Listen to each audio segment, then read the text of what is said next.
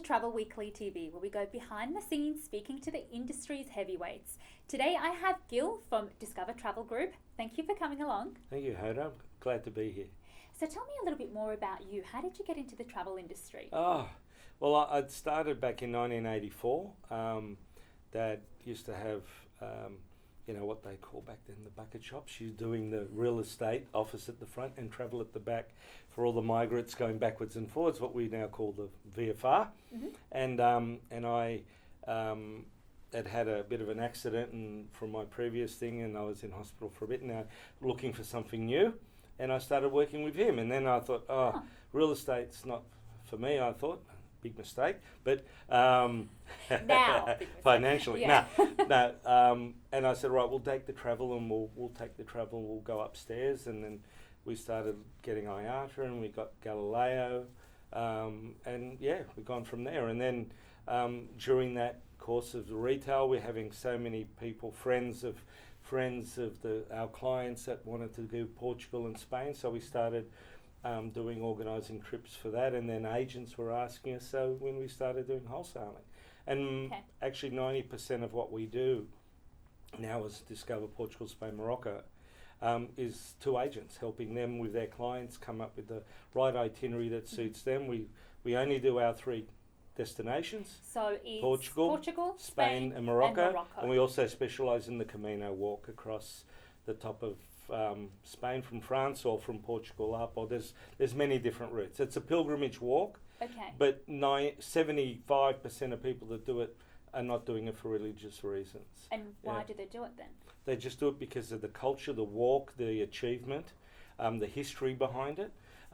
Sometimes it's more to do with some, spiritual thing that they want to think they're going to get out of it. Or there's a wonderful movie called The Way with Martin Sheen, and that kind of sums all up that experience. I won't say any more about it so that I don't wreck the movie for those who want to see it, but it's just one of those things. And it's also, you walk through different parts of a country, but they're all different regions. The food's different, different, like you walk through Basque country, so you don't call them tapas there, they're pinchos, and then you walk in different parts and you don't call it pinchos, it's tapas again, and you meet all these different people, as you're walking along, and they're all walking for different reasons, but because you're doing all this walking, you don't feel guilty with all this great food you're eating. Can stop and eat. I think that's probably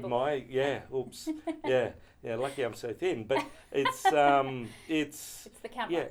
And look, so that and there's different walks, and a lot more people want to do active sort of travel, but at the same time doing it culturally, where they're going through and learning and meeting other people. You meet people we've met so many people from different parts of the world that we still communicate now. And none of them have done it for religious reasons. Some of them may have had a different reason they've done it. It's been a difficult time in their life, or there's been a death in the family, and they thought, right, and because there's something about walking that clears your mind. That's right. Yeah. And so Camino is that majority of the business? No, that's probably 10%, if that.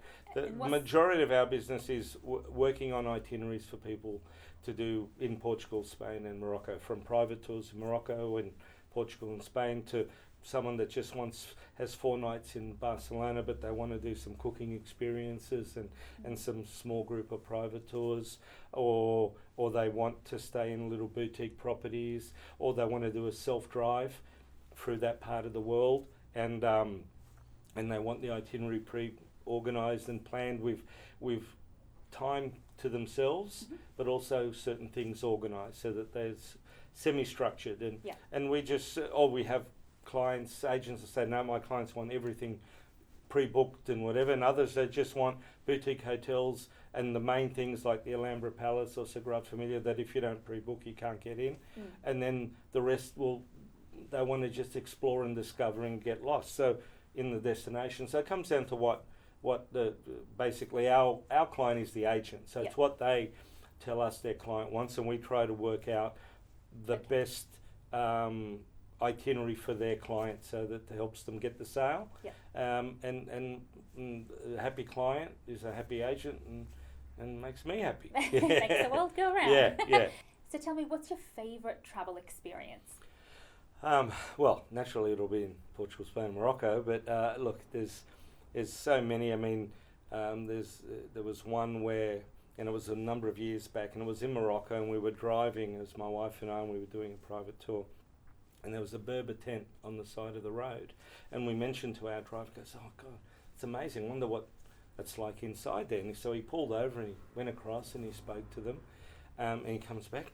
Come in, so we go in and inside this, and it was all that was done out of. The tent was black, and I'm thinking, oh, it's going to be as hot as buggery in there, but it wasn't. It was actually quite cool, the way that I don't know how the way it's made, but you know, it was. You walk in there, and it was pretty raw. The family was there weaving some of the wool from the goats, and there was half a goat hanging off the middle thing there, which was, you know, a very an acquired smell, and.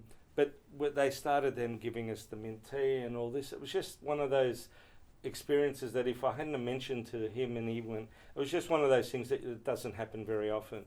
To walk, you know, driving along into one of the medieval towns in Portugal, right in the middle of a medieval festival, and there's all these people dressed as knights and jousting, and everyone's having this festive. Look, there's so many too. Being in Barcelona, in La Boqueria, the market's there, and there's all these little cooking things, and you pick the food and they cook. And then someone mentioned how I did a bit of cooking, and before I knew it, they had me in there with the hat cooking some stuff, you know, much to the delight of all my fellow patrons. And those little things. And I always feel that it's important to, when you go to these places, to also have time to kind of explore and get lost and just discover a little bit, not just and we like to lead people in that little way, What sets you apart? What do travel agents need to know about what you do? Well, we just do our part of the world. We do Spain, Portugal, Morocco.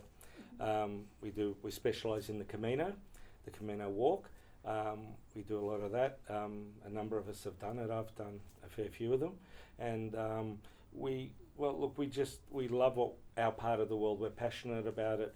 We know a lot about it. There's not many places that we haven't been to, at least once or twice, and I'm working on that, being there all the places, but we're getting there. But it's just that if we can't find what the agent needs for their client, especially in many times it can't be found, or it can't be done that easily, or unless you've got a fairly hefty budget.